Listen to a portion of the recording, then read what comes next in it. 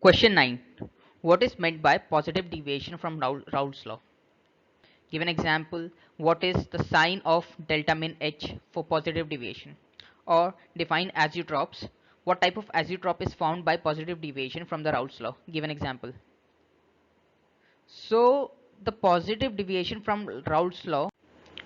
So when vapor pressure of solution is higher than that of predicted by the Raoult's law, the intermolecular attractive forces between the solvent molecules are weaker than those between the solute and solvent molecules, that is AA or BB molecules.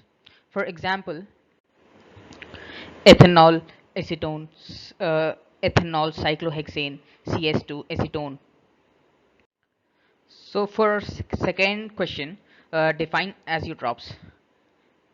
Basically, azeotropes are binary mixtures having the same composition in liquid and vapor phase and boil at constant temperature.